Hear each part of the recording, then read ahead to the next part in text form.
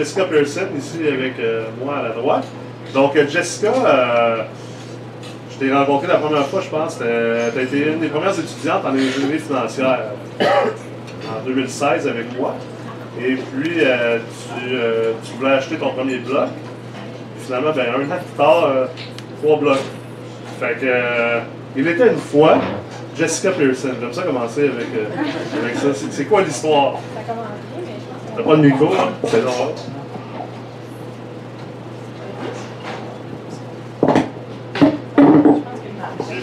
Test, test. Fait qu'il était une fois Jessica Pearson.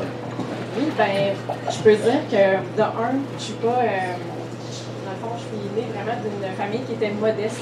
Je tiens à mentionner parce que il y a certaines personnes qui commencent en immobilier, peut-être avec quand même pas mal de moyens, ce qui n'a pas nécessairement été mon cas.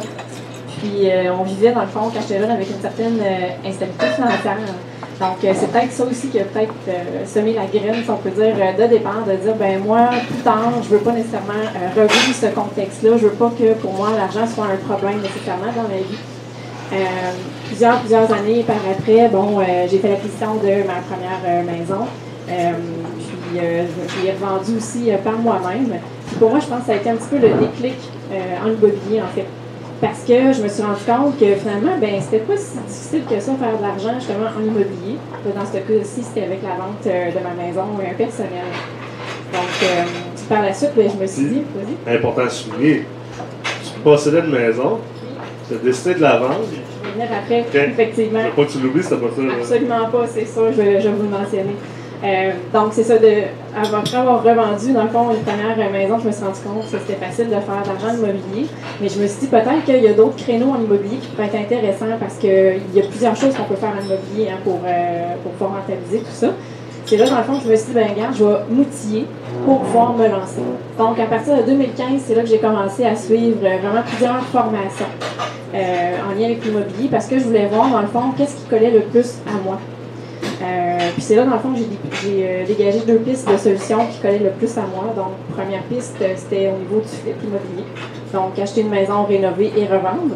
Puis, l'immobilier multilogement. Fait que ça a vraiment été les deux choses dans lesquelles je voulais me lancer. Puis, ce qui est bien là-dedans, c'est que les deux sont très complémentaires. Donc, il y en a un qui est vraiment plus à court terme, donc avec le flip immobilier, tandis qu'avec le multilogement, bien, c'était vraiment une vision à long terme à ce moment-là que j'avais. Donc, une fois toutes ces formations l'ont faites, c'est là que je me suis lancée. Personnellement, je suis vraiment une personne qui est déterminée. Puis, quand j'ai une idée dans la tête, je ne l'ai pas dans les pieds. Je pense que mes proches pourraient en témoigner de ce côté-là. Donc, je décide de me lancer. À ce moment-là, j'avais effectivement une très belle maison à Saint-Augustin. Puis là, je me suis dit, comment je fais pour acheter mon premier immeuble? Il me faut de l'argent. Donc, c'est là, dans le fond, que je me suis dit, il faut que je vende ma maison pour pouvoir aller chercher ma mise de fonds. Donc, 2 mois après, ma maison était déjà vendue. Ça a été super rapide. Et j'ai pris la décision d'aller y vivre en appartement après avoir vendu ma maison. Donc, ça a été un choix quand même assez difficile. Une grosse décision, là. Absolument. C'est un choix qui était difficile, mais en même temps, j'avais toujours mon focus en tête qui était je veux vivre éventuellement dans le fond de l'immobilier. Pour moi, c'est l'indépendance financière qui est en arrière de tout ça comme souhait. Donc, je suis retournée vivre en appartement. J'ai vendu la moitié de mes meubles. Au début, c'était quand même un choc. Les premières semaines, j'étais dans mon appartement dans le 4 murs, puis là, je me suis dit, tabarouette, j'ai vraiment fait ça. Qu'est-ce que j'ai fait là? Qu'est-ce que j'ai fait là? Est-ce que j'ai fait une erreur? Parce que c'est ça, psychologiquement, j'avais l'impression de revenir quelques années en arrière. Tu sais, veux pas en appartement, c'est comme aux études, ok, c'est correct, tu es en appartement, mais plus tard dans ta vie, tu t'installes. Puis, non, le choix, il était bon. Parce que, dans le fond, j'avais compris qu'avoir ma maison, c'était quand même une grosse maison. Ce que je faisais, c'est que je travaillais pour payer cette maison-là. Il me restait quasiment plus rien, dans le fond, à la fin du mois. Fait en ayant l'appart, ça me permettait justement de... Il y avait quand même un obstacle assez incroyable à surmonter que très peu de gens réussissent à surmonter, qui est le clash des valeurs de tu ne voulais pas revivre, comme tu disais, ce que tu as vécu plus jeune au niveau de ta famille. Mais en même temps, on est très, très indoctrinés sur l'importance d'avoir sa maison. Puis flasher avec ça, j'allais dire. Parce que ça paraît bien aux yeux des autres. Moi, ça, je me suis rendu compte, tu sais, pourquoi une grosse maison? OK, c'est bien beau, c'est beau pour les autres, mais au final, es-tu vraiment plus heureux avec tout ça? Non. Fait que c'est comme ça que ça a commencé. Donc, en retournant en appartement, ça me permettait de dégager du cash flow. Donc, à chaque mois, ben, je veux pas, j'économisais davantage que plutôt d'avoir à payer cette. Est-ce que tu t'es pas repris un appartement à la même gamme? Tu n'es pas allé chercher un 4,5 à 1500$ à 5 fois? Je ne suis pas à 1500$ à 5 fois. Oui, je suis à 5 fois, mais c'est pas ce prix-là que je paye. Donc, c'est ça. J'avais, dans le fond, ma mise de fonds là, qui était là, qui était présente. Donc, là, j'étais prête à passer à l'action, finalement, parce que j'avais déjà fait ma formation et tout ça. Donc, j'étais bien outillée. Donc, ça a commencé j'ai commencé à faire des offres d'achat pour un premier immeuble de 6 logements. Puis, c'était dans le coin de 5 fois. Ça, je me souviens de cet immeuble-là. C'était ma première offre. Tu sais, déjà, t'es fébrile, c'est ta première offre en tant que telle que tu fais. L'annonce venait juste de sortir en tant que telle sur Centris. Puis, quelques heures après, je faisais mon offre. Ma courtière me revient. Jessica, ton offre, c'est correct, elle est acceptée, mais tu es 6e en ligne. Pardon? Ouais. D'un, j'étais vraiment surprise. Je savais qu'à Québec, le marché était quand même compétitif, mais à ce point-là, non, je ne savais pas. Donc, j'étais 6e. Je dis, bon, j'étais un petit peu découragée au départ, mais finalement, de fil en aiguille, le premier acheteur s'est désisté. Je ne sais pas quelle raison, peut-être qu'il n'a pas passé au financement, quoi que ce soit. Deuxième non plus. Quelques temps encore là. Oh, troisième aussi, finalement, fini par laisser tomber l'offre d'achat. Finalement, bon, il y en a un qui s'est qualifié, donc j'ai terminé en fait 3e en liste. Okay. Mais ce que ça m'a permis d'apprendre, c'est d'un, bon, oui, il faut aller vite sur la gâchette, ça c'est sûr, mais il faut aussi pas perdre l'espoir. Donc, même si on est 6e, on peut finir 3e. C'est comme ça, dans le fond, que j'ai commencé à apprendre des stratégies à mettre en place, en fait, pour acheter. Ça t'a servi plus tard, il y a des instances plus tard qu'il y avait déjà des offres dessus, sur d'autres immeubles, puis t'es quand même.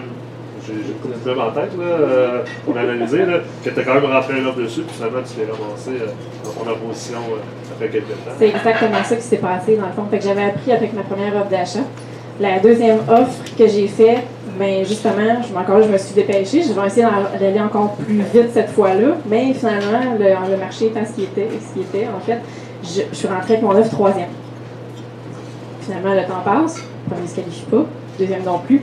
Je remonte enfin sur le dessus de ma pile. C'était vraiment à ce moment-là, c'était mon tour, je l'ai dit enfin. Fait que c'est comme ça, dans le fond, j'ai fait l'acquisition de mon premier 6 logements dans le sud de Charlebourg. Puis ça, c'était en janvier, en fait, 2017. C'est ma journée d'anniversaire aujourd'hui. Ça fait 1 an là, que j'ai mon premier 6 logements. Super. Puis après ça, tu t'es dit, je m'assois là-dessus, je suis locataire, mais je suis aussi propriétaire de l'autre immeuble, puis j'arrête ça là. La vie est belle, la retraite dans 30 ans, puis... Jamais. Non? Tu veux pas que ton bloc soit payé? Pour vous permettre de me connaître un petit peu plus, de un, oui, je fais de l'immobilier. Je fais pas ça à temps plein. Donc, première des choses, j'ai un emploi à temps plein. Donc, je travaille au gouvernement, puis en parallèle, dans le fond, je fais mes offres d'achat, puis je fais tout ce que je fais actuellement en immobilier. Fait que c'est ça mon contexte, mais c'est surtout que, quand je parlais de mettre des stratégies en place, dans mon cas, j'en ai pas de temps. Fait que comment trouver ce temps-là? Ma première stratégie, c'est que je me lève, dans le fond, à chaque matin à 5 heures. Donc, de 5 heures jusqu'à 7h30, l'heure que je commence à travailler, ben, c'est là que je regarde justement mes alertes courriels. Savoir justement quel immeuble nouveau qui est sorti sur le marché, je vais faire mes analyses, c'est des offres d'achat à faire à ce moment-là, ben, je peux communiquer avec ma courtière par courriel, par texto, peu importe. Je dégage du temps aussi sur l'heure du dîner, le soir aussi quand je reviens. Fait que c'est mon contexte actuel. Fait que ça demande la discipline là, pour faire ça. Ça demande de la rigueur, ça demande de la discipline. Quand on parlait un petit peu de sacrifice de certaines choses, ben moi c'est comme ça que je fonctionne, puis c'est ma recette qui est gagnante aussi là, actuellement. Super. Puis après l'acquisition du premier 6 logements en janvier 2017, c'est quoi la suite? Qu'est-ce qui s'est passé? J'ai continué de travailler justement par des analyses, des offres d'achat. Il s'est présenté un deuxième immeuble super intéressant pour moi. Peut-être ce qui peut être intéressant aussi à savoir pour les gens, c'est quoi pour moi un immeuble intéressant? C'est selon, c'est sûr, de mon profil d'investisseur. Mon objectif moi, c'est d'avoir 100 portes d'ici 3 ans. Donc, oui, c'est un objectif qui est ambitieux, mais en même temps, c'est ce qui met dans le fond du gaz dans mon moteur. Donc, c'est vraiment ça qui me pousse à aller de l'avant à chaque jour à ce moment-là. Donc, l'immeuble intéressant pour moi, c'est un immeuble en fait qui est toujours une optimisation qui est possible de faire. Donc, je regarde, exemple, les revenus. Les revenus de l'immeuble sont très faibles. Moi, je fais comme au contraire, c'est une opportunité pour moi parce que je vois qu'on peut aller, bon, rénover, on peut à ce moment-là aller relouer beaucoup plus cher par après. Donc, justement, en mai 2017, je vois un autre immeuble à ce moment-là qui est intéressant avec ces critères-là, donc il y a de l'optimisation à faire. Et puis là, ben, je savais qu'il fallait être très, très rapide. Donc, encore là, je communique avec ma courtière, on fait l'offre, parfait, j'ai réussi à arriver première cette fois-là. Donc, il restait tout simplement à réaliser chacune des conditions à ce moment-là. Puis, c'est comme ça que j'ai fait l'acquisition de mon deuxième 6 logements. Le moyen de le financer, c'est sûr que ma première mise de fonds, c'était principalement avec bon, la vente de ma maison. Là, la vente de ma maison, ben, c'était déjà passé, on s'entend. Donc, quelle stratégie j'ai mis en place pour acheter mon deuxième 6 logements? Je suis allée avec une garantie collatérale. Et je tiens à mentionner que garantie collatérale, j'avais plus de maison, c'est sur l'immeuble de quelqu'un d'autre. Morale de l'histoire, osez demander. Osez demander aux gens qui vous entourent.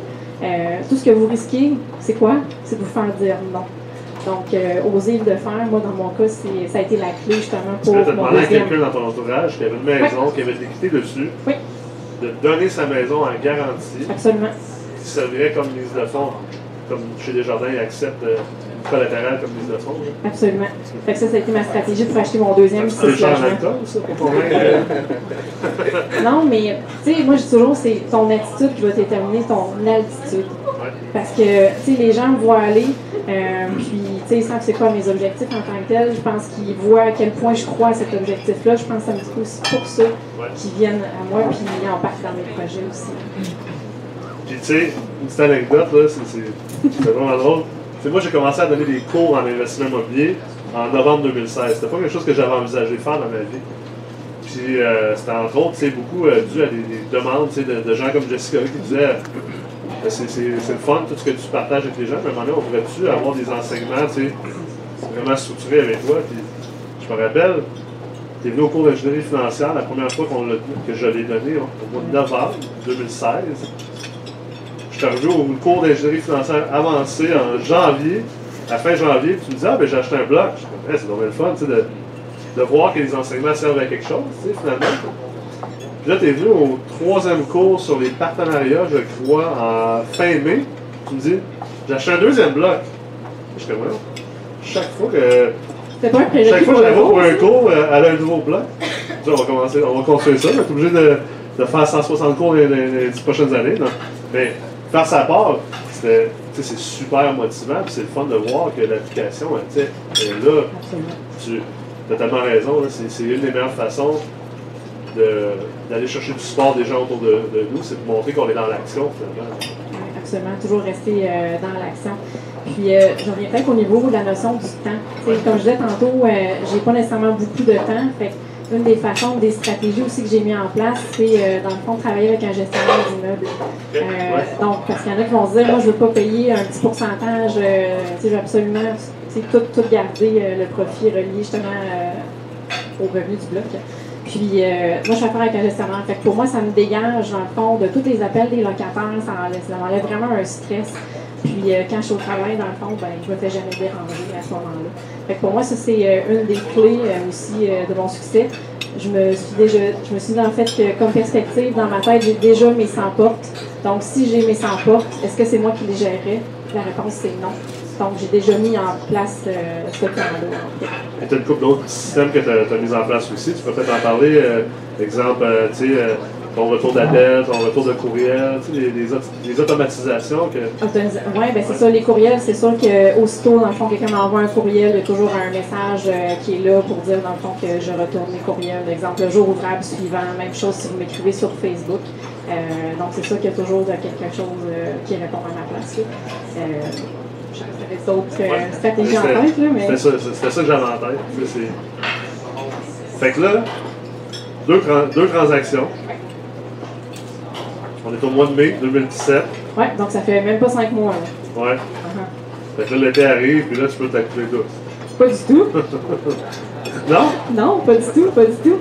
Dans le fond, j'allais peut-être parler de réseautage en tant que tel. Okay. Parce que j'ai commencé à faire beaucoup de réseautage dans les derniers mois. Puis j'ai aussi un petit peu changé, je te dirais, ma mentalité aussi par rapport à l'investissement. Parce qu'au départ, je me lançais toute seule dans le multilogement. Puis je voulais avancer toute seule dans mes affaires. Je veux pas personne qui va me dire quoi faire. J'étais vraiment en mode, c'est ça, en mode solo. Puis à force de discuter justement dans les réseautages avec d'autres investisseurs qui ont réussi, qui ont vraiment des parcs immobiliers importants, la clé de leur succès, souvent ce qu'ils me disaient, c'était le partenariat.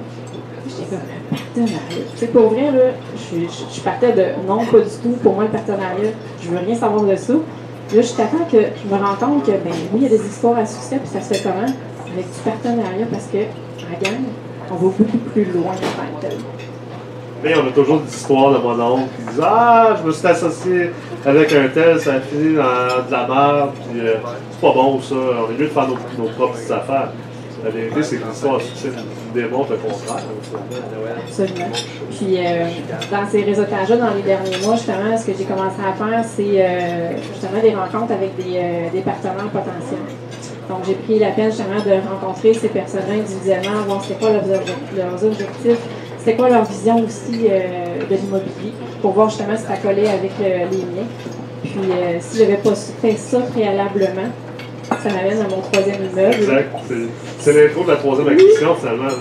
Si j'avais pas fait ça, en fait, préalablement, dans le fond, mon troisième immeuble, probablement que je ne l'aurais même pas actuellement.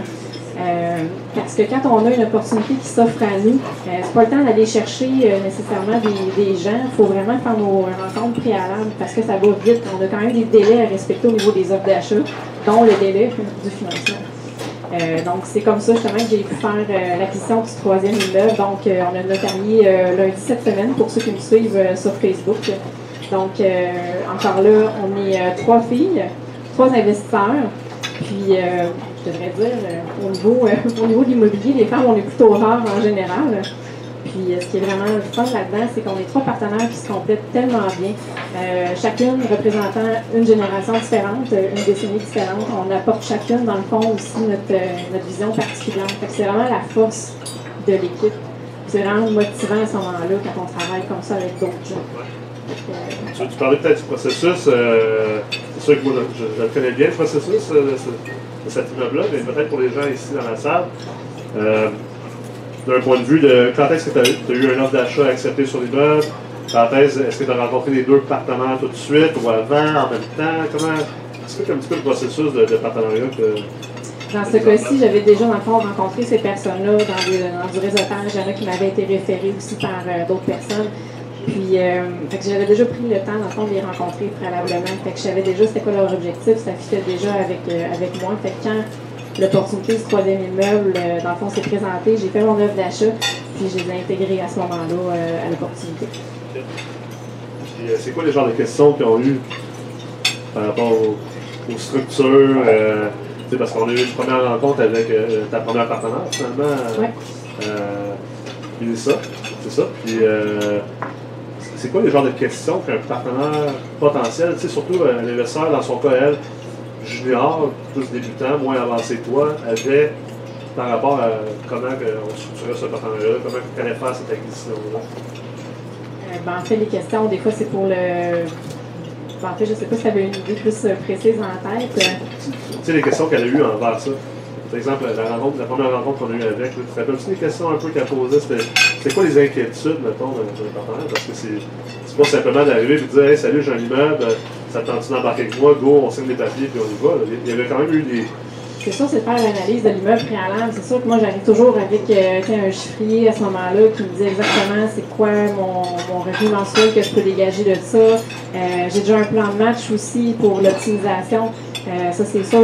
Déjà, pour l'année prochaine, qu'est-ce qu'on a de prévu? Bien, on a déjà un logement qu'on rénove complètement. On a déjà un avis de non-renouvellement signé à ce moment-là. Donc, on sait qu'on va pouvoir travailler sur le logement pour le 1er juillet.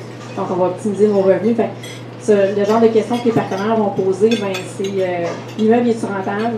Comment qu'on finance? Comment qu'on l'optimise? Comment qu'on va rechercher notre mise de fonds? Fait que c'est vraiment dans l'analyse. Qui cautionne quoi? Oui, aussi. C'est quoi les parts qu'on a chacun? Les fameux parts, oui. Ouais, les fameuses parts. Super. Puis, je fais un parallèle. S'il y avait une erreur ou quelque chose à ne pas répéter, ou que tu fais peut-être différemment dans le futur suite à justement l'apprentissage que tu as fait dans ces transactions-là, ça serait quoi? C'est quoi le conseil que tu donnerais aux gens ici? Ben, peut-être d'être déjà plus ouvert d'esprit à la base. Comme je disais, parce que moi, je voulais vraiment investir toute seule. J'allais vraiment en mode solo. J'étais quand même assez fermée à l'idée au départ. Pour aucune raison, finalement. À part de dire que c'est mes affaires, fait que c'est je me moi. Ouais. Mais non, c'est ça. Vite, je me suis rendu compte qu'au contraire, on allait vraiment faire une force avec l'équipe. Donc, le conseil que je pourrais donner, c'est de rester vraiment en mode ouverture. C'est pas mal là-dedans, dans le fond, que je te dirais.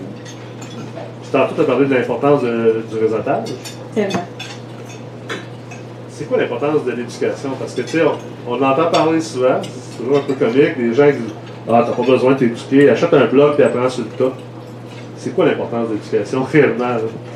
Pour moi, de se former, c'était vraiment une condition essentielle. Tu arrives dans l'immobilier multilogement, je dis moi, je veux pas me planter en tant que tel, je veux pas faire des erreurs de débutant.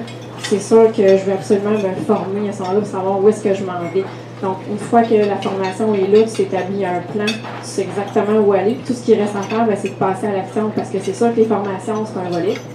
Mais après ça, c'est le côté théorique, en guillemets. Puis après ça, il reste le volet pratique, justement, que c'est là qu'on apprend aussi en faisant sur le terrain, en faisant des offres d'achat. Super.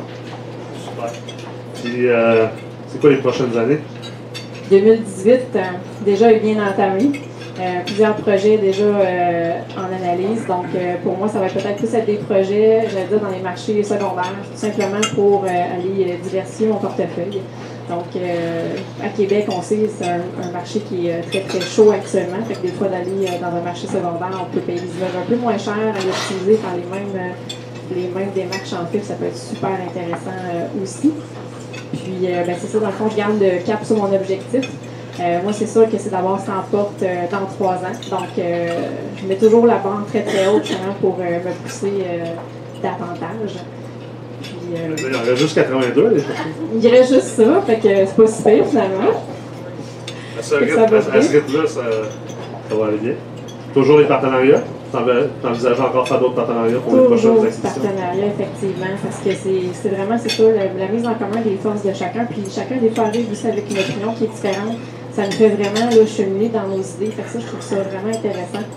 Puis ce qui me motive encore plus, comme je disais, je travaille actuellement au gouvernement à temps plein. Puis je me dis, je ne veux pas finir le reste de mes jours en 4 paires en beige. Fait que pour moi, c'est vraiment important d'aller rechercher, dans le fond, mon indépendance financière, justement, via l'acquisition d'immeubles multilogements. Fait que c'est vraiment ça qui me motive actuellement. Super. As-tu une histoire cocasse ou Tellement. quelque chose de... Ouais, tellement. Parce que tantôt, je parlais d'avoir un gestionnaire pour justement la tranquillité d'esprit.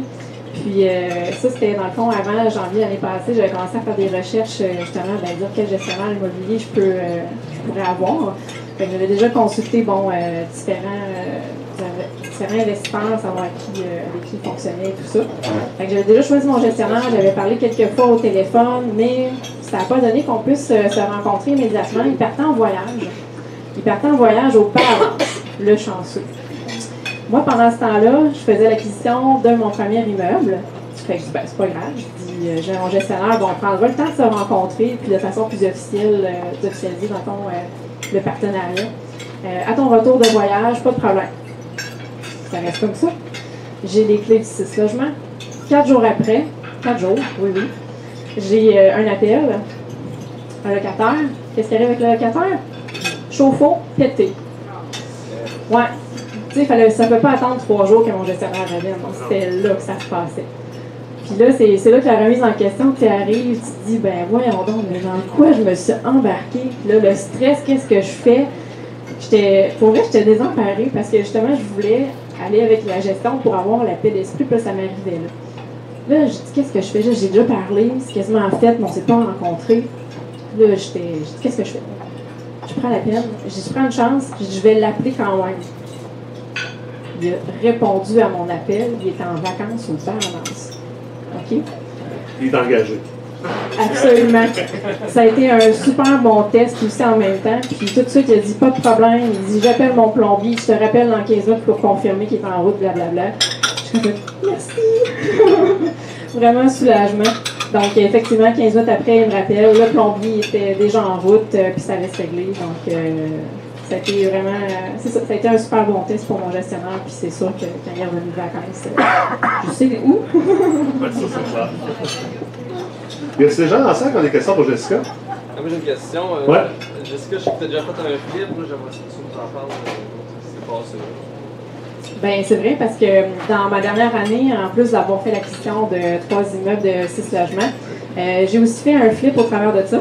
Pour me les ennuyer, je trouvais que je n'étais pas assez occupée. C'est une blague.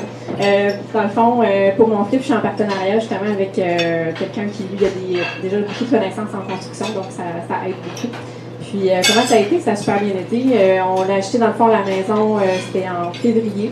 1er avril, on mettait la maison en vente avec home staging, prise de photos professionnelles et tout ça. Puis déjà, au mois de juin, elle était vendue. Donc, super beau projet. Puis c'est une maison qui était dans le coin de Cap-Rouge, fait que ça a très bien été. Chez Alpha? À refaire, effectivement. Parce que mon objectif, comme je disais, je veux vraiment travailler dans les deux volets. Donc, le volet long terme pour ce qui est de l'immeuble, multilogement, puis court terme pour ramasser un petit peu plus de mise de fonds, effectivement, avec le flip de maison. Ça amène le sujet. Tu as parlé de home staging. Ça, on n'a pas parlé, là. Non. Mais quelque chose de très intéressant que tu fais par rapport à la location de tes logements. Oui, absolument. On en parler. Puis c'est une des stratégies justement que j'ai mis en place pour pouvoir relouer rapidement mes logements. Donc, quand il y a un locataire qui part, on fait faire vraiment la rénovation du logement. Par la suite, ben, on fait faire un home staging. Donc, vraiment, on loue les meubles. Après ça, on prend une prise de photo en mode professionnel. Moi, je me sers de ces photos-là un peu comme un portfolio en fait de l'immeuble. Un condo modèle, quasiment. Condo modèle, là, c'est l'appartement modèle. Puis, aussitôt que les photos, en fait, sont postées dans l'annonce pour relouer, là, je dirais la moyenne, c'est entre 5 et 6 jours maximum après, c'est reloué avec une clientèle fortement intéressante. Parce que je veux pas, quand on achète des immeubles, on a quand même les locataires qui sont déjà en place. Quand on fait faire le home staging, tout ça, ça amène une nouvelle clientèle qui est peut-être plus recherchée dans mon cas. J'avais, exemple, mon premier logement quand on l'a reloué après home staging. C'était une étudiante en médecine qui a reloué. Donc, je suis pas mal sûre qu'elle ne sera pas dérangeante. Hein, elle va être pas mal en train d'étudier à temps plein. Tu n'es pas obligé nécessairement de toujours refaire home staging pour chaque logement. Je veux dire, tu as tes photos modèles pour tel immeuble. Exactement. C'est une stratégie finalement qui n'est pas si coûteuse que ça. Une fois qu'on considère la rapidité de relocation et la qualité des locataires. C'est un investissement, puis ça reste après dans le portfolio d'immeuble. Donc, si jamais j'ai, dans le fond, un autre logement qui est alloué, qui est similaire, je vais pouvoir reprendre les mêmes photos à ce moment-là pour relouer le plus rapidement possible à un meilleur coût aussi. Une autre question de la foule. La foule est trop occupée à manger. Ouais? J'aimerais savoir pour le collatéral sur la maison d'une autre personne ou un immeuble, ça a été quoi l'offre? Est-ce que ça a juste été « Ah ben fais-moi confiance, puis je mets ça en collatéral » ou J'aurais aimé ça, là, mais... Non, ben dans le fond, il y a une entente avec la personne. Dans ce cas-ci, il y a un petit montant d'argent qui est donné, tout simplement. C'est une somme remise mensuellement? Encore là, ça va dépendre de chacune des personnes. Dans mon cas particulier, ben oui, effectivement, c'est une somme mensuelle à ce moment-là. La personne, selon ça lui fait un petit revenu, puis elle est contente. Exactement, puis ça lui coûte rien, une collatérale. Fait que c'est gagnant-gagnant. Moi, je veux vraiment que ça soit toujours gagnant pour les deux parties. Toi, ça devient comme un prêt à remboursement d'intérêt seulement. Fait que tu calcules ça dans ton cash flow. Exactement. Puis de toute façon, moi, je savais déjà qu'en achetant mes immeubles dès le départ, ils étaient déjà rentables au jour 1. J'avais un cash flow positif, donc je pouvais me permettre justement d'aller faire changer le collatéral avec un petit montant là, qui était donné mensuellement aux personnes. Oui. Par rapport à la collatérale, je ne sais pas si ça a été mentionné. C'est-tu un membre de la famille, un ami proche ou quelqu'un qu'on ne connaissait pas pantoute? Bien, je ne veux pas nécessairement rentrer dans le fin détail, mais oui, c'est une personne qui est quand même proche dans mon entourage. C'est son numéro. Malheureusement, je pense que c'est ça. Je te laisse. Je te donne sur une note. S'il y a quelque chose que tu aimerais. Ah, il y en a une là-bas. James? Ah non, James, on ne prend pas de questions de toi, malheureusement. Je me demandais juste dans le partenariat, c'est quoi le genre d'entente que tu fais? Est-ce que tu vas chercher du monde qui ont des fonds et qui n'ont peut-être pas la connaissance immédiate? Est-ce que tu fais un genre de solution qui est en mort égal? C'est quoi le genre d'entente que tu fais à travers d'un partenariat? c'est ça, je suis ouverte à plusieurs sortes de partenariats. Pour le moment, c'est sûr, bon, chacun des investisseurs, dans le fond, apporte une partie de la mise de fonds à part égale dans la transaction qu'on a fait là, dernièrement. Puis effectivement, moi, j'ai quand même un bon bagage au niveau des formations, comme je me suis formée intensivement dans les 2 dernières années. En fait, j'en ai fait toutes les formations qui étaient disponibles sur le marché, je les ai toutes prises dès le départ quand ils se sont lancés, comme tu disais tout à l'heure. Donc, c'est sûr que dans le partenariat actuel, c'est sûr que c'est moi qui ai peut-être un peu plus de bagage à ce moment-là. Puis, effectivement, il y a comme une espèce de relation de coaching à ce moment-là qui se fait avec mes 2 autres partenaires. Donc, je leur apprends beaucoup de choses, je leur montre comment justement analyser leurs immeubles, justement comment optimiser. Donc, c'est du donnant-donnant encore là. Gagnant-gagnant. Un petit dernier mot sur partager avec les gens dans la salle? Oui? Absolument. J'allais dire oser passer à l'action. Ça, c'est sûr qu'on le dit vraiment souvent, mais c'est important parce que c'est vraiment quand on est en mode pratique qu'on apprend le plus. Oser vous fixer des objectifs qui sont ambitieux. Pour moi, en tout cas, ça a été vraiment la recette du succès. C'est ce qui m'aide à me dépasser justement là, à chaque jour. Donc, c'est ce que je vous souhaite. Puis, je vous souhaite bon succès. Puis, j'espère que ça vous a inspiré parce que, comme je disais, dans mon cas, je suis partie avec peu de moyens, mais c'est avec les stratégies que j'ai mis en place ça m'a permis, dans le fond, d'avoir le succès que j'ai présentement. Super, bien, félicitations. Puis merci de l'invitation.